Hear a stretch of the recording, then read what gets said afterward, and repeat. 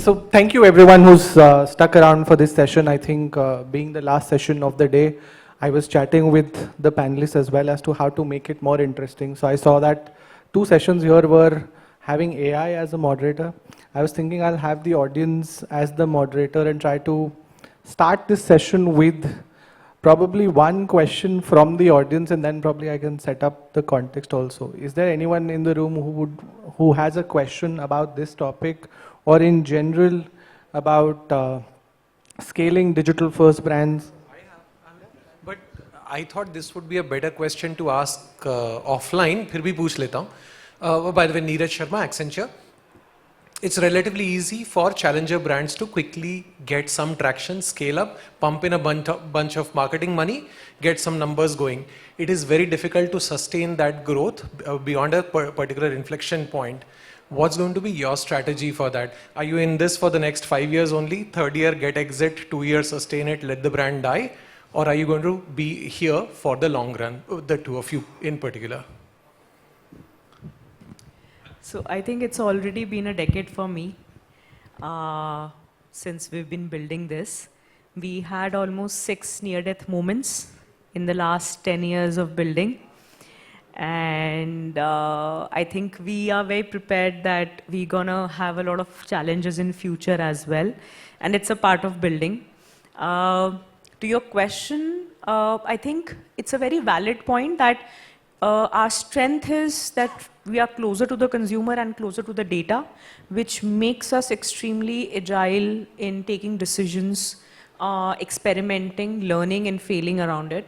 And then again, learning and following the cycle, which helps in that scale up.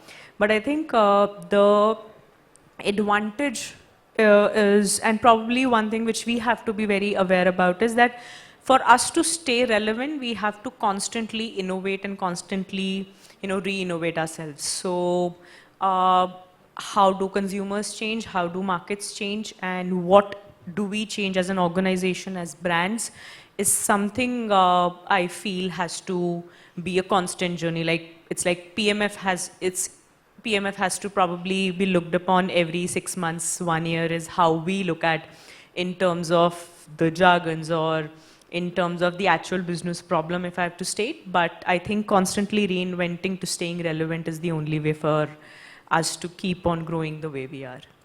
I'll add to that. First, I thought Neeraj is from Accenture Venture Partners. It seemed like a very investor sort of question to us. But jokes aside, I think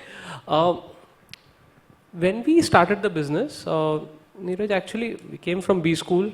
B School taught us that business has to make money. We never really understood what the press was reporting on all these high burn. Yeah. Then we realized what the reality is. The reality is that consumer brands, right, and that's what Vaishali and I represent, are not a winner-takes-all market, right? Unlike a lot of the tech plays, right? That means we cannot burn and sort of just scale up, right? Consumer brands inherently have to make money. So if you look at the Fortune 500 list, or if you look at the rich list of people, right, they're all owning businesses that make a lot of money, and it has the Zara founders over there, the LVMH group founders over there, etc. So we realized that consumer brands have to make money, right, at every step in the direction. So we never really took that route, and I don't think any consumer brand, or rather most consumer brands haven't taken that route, nor is it planned to exit in 3 years. I wish there were exits in 3 years that happen, right? It doesn't happen in our consumer brand space. Also, there's years of effort that comes out in a few moments, in seconds, right? So a lot of times people quote minimalist and so on and so forth. Say, yaar, kitna hard work kiya hai for so many years before this happens, right? So it's so funny because Vaishali said this, and I'll say the same thing. We're also 9 years old, and when we reflect now, what I keep telling internally is, boss, we are 9 years old. We better not go they shouldn't put us in the legacy brands list, right? We need to still be new age, and the fight is really for relevance in what we do as a brand, what we do in our products, or what we do as a company in terms of attracting talent as well.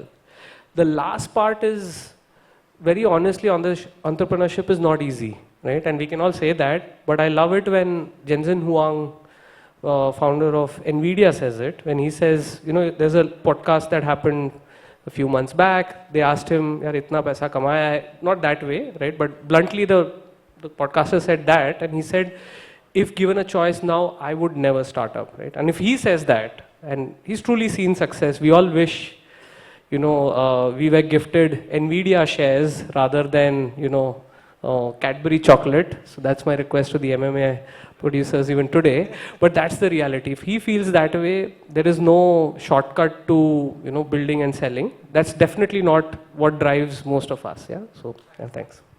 All right.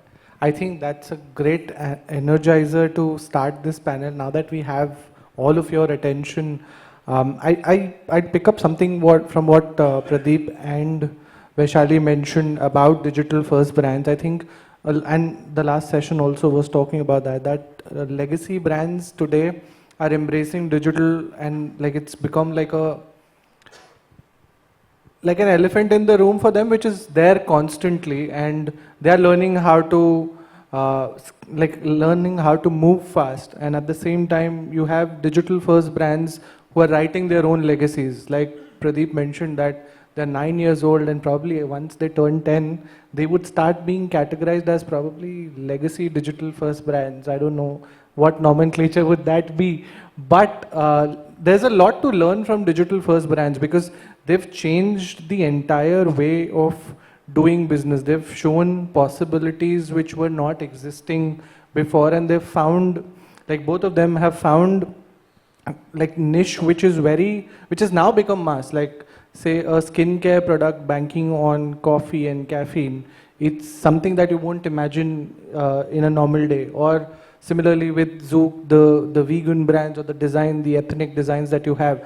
These are both very niche things which have gone mass after your investments in these categories. So digital first brands have the ability to move fast, to be agile, but they are also learning how to last longer. And that is the question that they answer every day. And that is what we'll try to answer with this panel. I was talking about attention, so I'll pull in Shogato on this because he's at the center of a lot of what happens in the D2C, auto, CPG segments in India. So Shogato, tell me, what's that one thing that brands in today's day and age should be measuring, and why is it that attention in the first place? I mean, you have the founders here. The end goal for everybody is profitable growth, full stop. But there are steps before that. How we partner with businesses is outcomes-based planning, measurement, and scaling up. This industry has, for the right reasons, I mean, all industries were once legacy, and then legacy is moving to digital first is trying to also learn from legacy. It's all happening. But the one big thing holding, I think, the industry in a bit of a vice-like grip is, TV-like metrics are used as surrogates of outcomes. And I have been a marketing person all my life, and I have seen that. Concepts like attention, real attention, active attention, passive attention are never measured because they're difficult to measure. Those are some of the most fundamental inputs into what the final outcome is. So when we work with Vaishali or with Pradeep, we are of course measuring outcomes. But what we try and showcase is the role of aggregate attention, not in the way we've always measured it in the marketing world. Marketing world was all about reach frequency at a certain cost. That cost became cost per completed view. These are all metrics that were built in a world where TV and TV-like surfaces were primary. As attention gets fragmented, attention's building. There are 15 trillion points of attention every month in India is what the estimate is. But each of those are aggregates of 1, 2, 3 seconds each. When you aggregate that, the power is immense. The problem is we are not able to aggregate all that. But digital brands are becoming very adept at aggregating short form, high volume of attention into outcomes. right? And the leverage of automation, the leverage of AI, the leverage of measurement faster, and Vaishali mentioned it. You fail, you learn, you move. So there's nothing holding you back. The decisions are like this. I mean, we met Pradeep last week and we discussed something and it's going to happen next week. Okay. Now, that agility leads to a do, learn, do virtuous cycle that embeds the role of outcomes. And outcomes could be an app install, outcomes could be website traffic, outcomes could be sales, outcomes could be add to cart, or outcomes could be offline sales. We are now driving offline footfalls into stores with our tools, and you can measure it. So that's what the role of attention is measuring whether it's active versus fooling ourselves at times with saying, oh, I got a great view through rate, but in that view through, your actual attention was half of the playback. That's what's happening in a large part of the industry, but increasingly more and more, and I saw Snapchat team also did something on attention very recently. I think the world is waking up to the fact that it's attention that matters at scale. And in a world where everybody is on every surface and device simultaneously, you're watching reels, then you switch to a story, then you go to your messaging platform, then you're watching TV, then you saw something on YouTube. Planning to reach the consumer in that very linear cost per view way isn't, you're going to miss the most of the consumer attention. So that to me is the big shift that industry is undergoing, and I think the digital brands are way better there. Right, and I think both Pradeep and Vaishali, you are founders and you are at the center of, I won't say center, but like the decision making ends at you. With this understanding of attention as the new currency that marketers should be measuring, what changes in the way you look at all possible channels that are existing for you, whether it is, like Shogata was mentioning, the consumer today is spending some time on reels, then moving to a private messaging platform, then moving to another platform, and then coming back probably to one of their guilty pleasures or whatever. So what does that change, like how does that change your channel strategies across your own channels, marketplaces, retail media, offline? Maybe Vaishali, you could start, and then Pradeep, you could add. I think it starts firstly from understanding the consumer very well. What we have realized is Gen Zs are very different from millennials. Amongst those Gen Zs, people who are travelers or people who don't like to travel are also completely different. So there are different cohorts within the segments of Gen Zs and millennials. So understanding, I think the consumer cohort your brand is catering to is extremely important. Because in today's world, with the access of internet and access of content, people are getting so much of information and hence there's so much of clutter. You cannot get their attention if you're not talking in their language, if you're not talking to the right consumer in the right language on the right platform. We are not investing on all the platforms available on digital media or retail media. We are investing probably on 3 or 4 selective platforms because that is where our consumers are.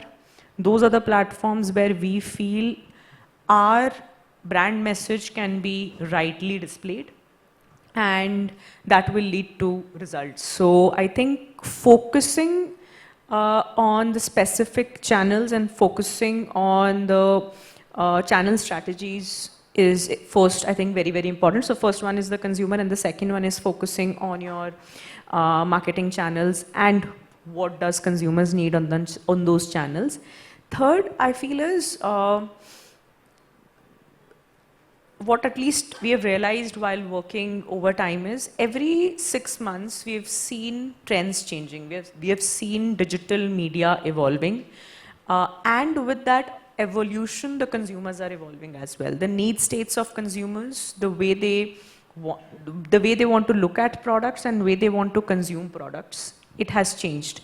From the time when Instagram used to serve static images to now Reels, I think it has not just evolved in the format, it has evolved the way people view content. And for brands, I think understanding and evolving with that time is very, very important. Like a lot of last year, we've done this mistake, and I think we've learned it. We were very late to trends.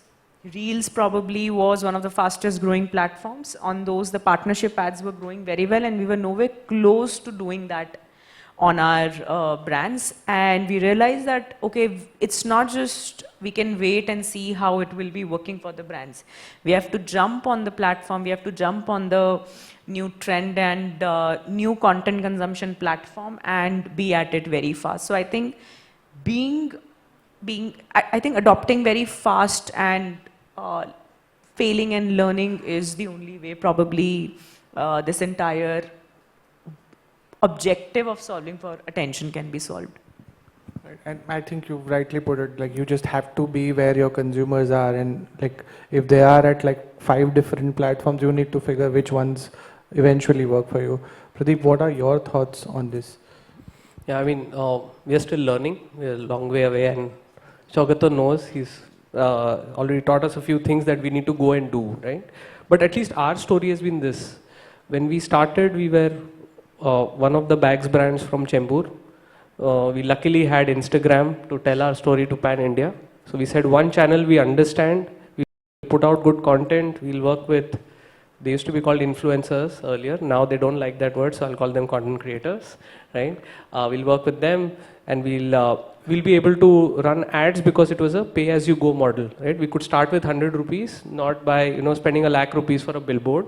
So that's how we actually built it, which soon became our strength, and then soon became our weakness as well, because the strength was because we didn't know anything, we could do that. But then when we knew a lot, then we sort of didn't evolve fast enough.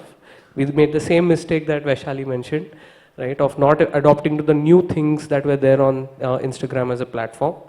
And we're learning from there. But broadly, I think 2-3 things that have always stuck with me is, one is to capture attention, you can look at it as 2 things. One is the cred style, as I like to call it. The cred style is to own the internet on that one day.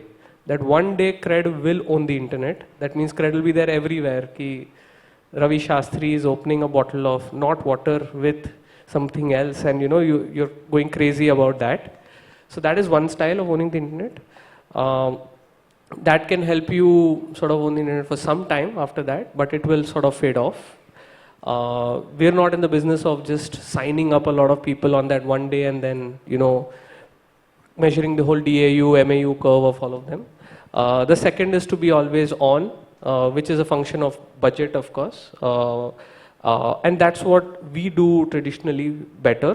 But the combination of these two is how you sort of capture the internet and the attention of the internet, and hence the attention of people, in my view. And if you, and this is for all of you, I mean, if you had to pinpoint one specific factor that helps you double down on a certain channel or remove a certain channel from your mix, what would that be? I mean, what's that final decision-making factor that works for you guys? You want to take that? We call it incrementality. Very simple, one word, but it defines what we feel all marketers should live and die by. Basically, the concept of incrementality is what the word says. If you were to add something or take away something, what's the incremental impact? That's the way to measure, which is, in a digital world, you can measure incrementality. In a non-digital world, there is no signal passback. So you cannot measure incrementality. The greatest advantage digital first brands have is they can measure if you added X channel, X creators, X platform, what is the impact on your D2C channel, what's the impact on your marketplace, what's the impact on quick commerce, what's the impact on offline sales. You can switch off one geography, switch on another geography. When you do that, you actually very cleanly, statistically can identify, okay, so I got a 15% incrementality lift on my sales. One of the other founders like Vaishali and Pradeep we work with very closely, Varun Alag, and I can talk freely about him because It's a publicly held company. They do over 100 incrementality tests like a standard media mix modeling. They don't do a media mix modeling. They do hundreds of incrementality tests a year. That's what they call an incrementality multiplier. So they actually work with us to increase the multiplier. What will move up incrementality? So that to me is one of the most profound things possible. It is a slightly difficult task for a traditional CPG because you don't get immediate signal pass back, but there are incrementality, geo-lift kind of measurement methodologies, which like we've done with Rec 8, we've worked with Coca-Cola, we're working with some other FMCGs where we actually run a full-on marketing plan in a geography which is isolatable with Meta, then we take out Meta and we run it with other channels and we actually try and plot over a 3-month period what was the sales difference or what was the brand lift difference. So incrementality is at the heart of marketing. I mean, it is everything. I think I like how, like over the years, the concepts which were very theoretical to us in our head, whether it's attention or it is the power of compounding. What you're talking about incrementality, I believe it is to quantify the power of compounding absolutely. Moving on to a segment that I think everyone in the room would also know, because I think a lot of digital first brands are known to be very reactive and responsive to what happens in the culture, and creators are essentially curators of culture. What's your experience been with working with creators? I followed personally Zook's IP on vegan creators, which is again a very good niche that you caught on early. And then I've seen a bunch of M-Caffeine's campaigns across like very mass creators as well. And then you also have a good plan with micro creators. So how do you guys approach creators at this point in time? And then Shogato, you could also add in. I think it started with saying ki we didn't have the budget to sign a brand ambassador, right? So we'll go with the next best there. Very soon realized that they're actually better, right? Because they have a very strong connect with their audience, right? They're talking the language that their followers understand and relate to and enjoy. For us, I mean, we could at least give them a product and a story of what the brand is, which sort of translates into the product as well, very proudly Indian, 100% vegan, that they also love talking to their followers too. And that's how we were able to sort of do that. And every time, some of them would describe the brand and the product in a similar way, many others would describe it in a different way, right? So think of it sort of like a personalization of messaging, that there was no AI doing it, but they were like, actual influencers. Let's call AI as actual influencers in that case, right? Actual influencers were doing that, right? So that really helped connect with them over a period of time. Of course, we also have had a brand ambassador. We have one now as well. And she brings in a very different layer to what the brand stands for, because we also operate in a category where people want to sort of carry something which is a brand, right? And it stands for something. And that's what we've done with that. So the role of both of them are very different. But the content creators bring in a lot of authenticity, right? And we work with them, and in that, vegan is something that we're very proud of standing for. Right from the beginning of our journey, both Disha and me are vegetarians. We thought that's what we should do. This is our life's work. We don't want anything to do with animal cruelty, and that's what we believed in. And then we wanted to celebrate that, because a lot of the more creators who are more glamorous, creators who talk about certain niches like travel, etc., food, etc., get spoken about a lot more. So we thought we'll do something like this. It's still a very small scale event that we do in a month like November, where nothing seems to be happening anyways, right? There are no big trillion days or any of those events, and then that's when we do this. That's all. It's a very cool IP. I think it's been like 2 seasons so far for you all, and like we look forward to the third. We don't one. look at like how maybe a Wizcraft might look at it as an IP, or how Nikhil Chinnappa might look at it as an IP. We just look at it as something we do every year. That's all. Right? Wait, that's what I want to add to this bit. I think, and also following up on the pointer which Saugata mentioned, uh, especially for the content creators, I think since we have done this like to and fro a lot of times in the last 7, 8 years, we've been trying to do a lot of campaigns with content creators, and actually we call them people of influence. Like we've changed the name internally, and like they are the people who are influencing the decision making and opinions of the consumers today. Uh, the I think first very important matrix which I think all the businesses see, as Saugata mentioned, is incrementality. Whether any content creator or any activity I do at scale is getting me incrementality or not. But I think a second to it, which is a very, very important fundamental first matrix which brands miss to track, is the impact or the quality of that incrementality. So if I'm doing an activity with 100 creators which can get me 10,000 views, I might not get impact, because if I'm picking those 10,000 views, those 10,000 views are not for the audiences I actually cater to. So I think before reaching to that state, if brands can define the quality of the impact or the quality of audiences or quality of creators in any format of marketing they want to do for their brands, I think that sets up the path for incrementality, which is very, very important. So internally, we have stopped working on campaigns which involves 200, 300 influencers. We are fine working with 20 influencers, but those 20 influencers, if they get me quality views and can impact the decision making of my consumer, that generates much, much more benefit and impact to the brand, short term and long term both, versus an impact which I could get with 100 influencers going on putting in reels. So I think that's first learning which we had early this year, that's probably the way today's consumers, I think, like. And I think the second is consumers are very, very learned today. They understand what works, which content works, which content creators is authentically speaking to them. So I think we need to pick and choose the creators who can authentically embody your brand and talk to people about it. Last piece, I'll just add on to her because I think I've been hearing somebody hitting a bell. But we'll do 2-3 questions. We'll just, Don't worry.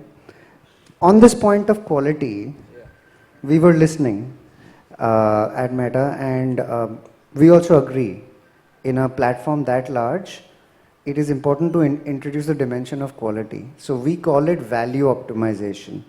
So there are new tools in here now where it enables the AI to look for higher value consumers, higher LTV, or somebody who over a course of a period will be of higher value to the brand. You can, if you think a certain audience will bring you that, the AI will actually go looking for that audience in the overall superset of the audience. So the ability to go after higher impact, higher quality audiences, and therefore increase your campaign ROI. There are tools already, there are AI tools fundamentally, and they are coming for brand, they already have for performance. So you have it in the creator marketplaces that is there on Instagram, or? Creator marketplace is a different thing. That's the Netflix of creators, which we have, where you can match brand to creators. And through the AI campaign, you can set up with a creator, create content, deploy, and move. So it's automating the whole marketplace model. Right now, it's an inefficient marketplace.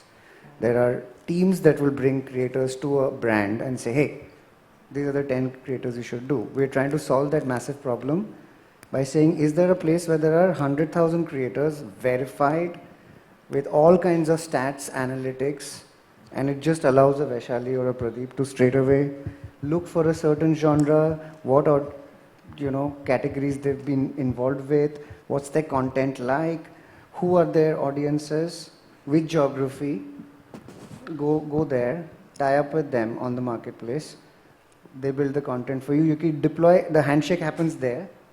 The creator makes the content, Vaishali can straight deploy from there.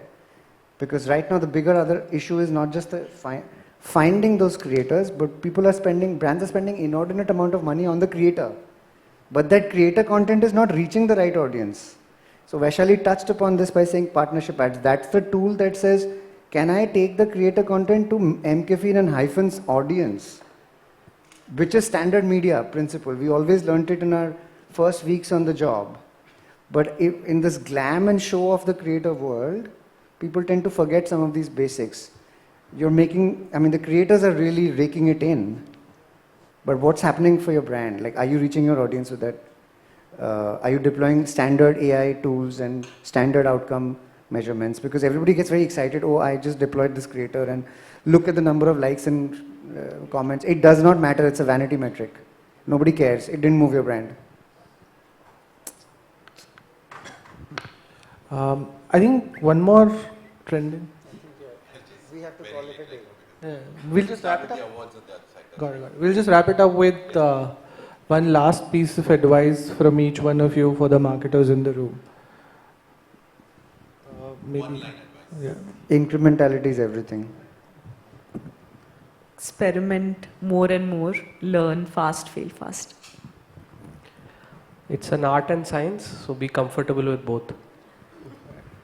Thank you so much. I hope the audience had a great learning from this session.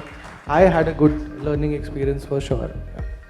No, definitely. Thank you so much for to the panel, everybody. A round of applause for this panel and for all the panels that we've had through the day. May I invite Abhinav Anthony, Client Director at Toluna, to please come up and present a token of our appreciation to our panel. And if today's panels have taught us anything, it's that impact doesn't always come from scale. It comes from intent, innovation, and fearless execution. Thank you very much. Let's have a quick group picture. And thank you to all our speakers, panelists.